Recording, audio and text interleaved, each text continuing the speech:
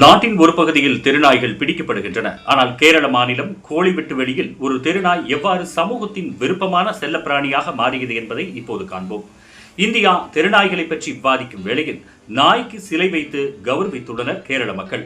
கேரளாவின் எர்ணாகுளம் மாவட்டத்தில் உள்ள திருப்பணித்துறை நகராட்சி ஈரூர் பகுதியில் வெள்ளை நாய் ஒன்று அப்பகுதியில் வசிப்பவர்களால் 14 ஆண்டுகளுக்கு முன்னர் மீட்கப்பட்டது.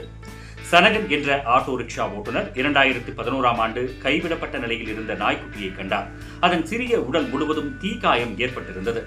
சனகனும் மற்ற ஆட்டோ ஓட்டுநர்களும் எல்டோ என பெயர் வைத்து அதனை பாசத்துடன் கவனித்துக் கொண்டனர். அந்த அழகான நாய் விரைவில் நகரவாசிகளின் செல்ல பிராணியாக மாறியது. எல்டோ குழந்தைகள் பள்ளியிலிருந்து திரும்பும் போது அவர்களை அவர்களின் வீடுகளுக்கு அழைத்துச் செல்லும். நாய் யாரையும் கடித்ததோ அல்லது தாக்கியதோ இல்லை என்கிறார் சனகன். இதனால் விரைவில் அக்கம் பக்கத்தினர் எல்டோவை தத்தெடுத்தனர். குடியிருப்பாளர்கள் மாறி மாறி அந்த தெருநாய்க்கு உணவளித்தனர். உள்ளூர் நகராட்சி அதிகார சபை நாய்க்கு தேவையான தடுப்பூசிகள் மற்றும் மருந்துகளை கவனித்துக் கொண்டது. ஒவ்வொரு நாளும் குறிப்பிட்ட வீடுகளில் எல்டோவுக்கு உணவு கிடைத்துவிடும்.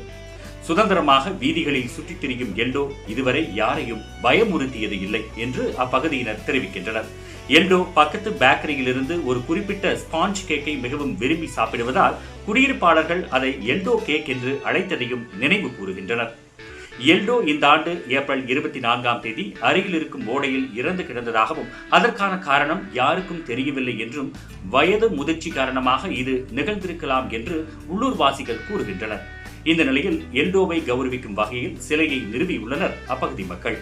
இறந்து 4 மாதங்களுக்கு பிறகு ஆகஸ்ட் 11ஆம் தேதி திறக்கப்பட்ட சிலை கோழிவெட்டும் வெளி சந்திப்பில் வெள்ளை நிறத்தில் வைக்கப்பட்டுள்ளது.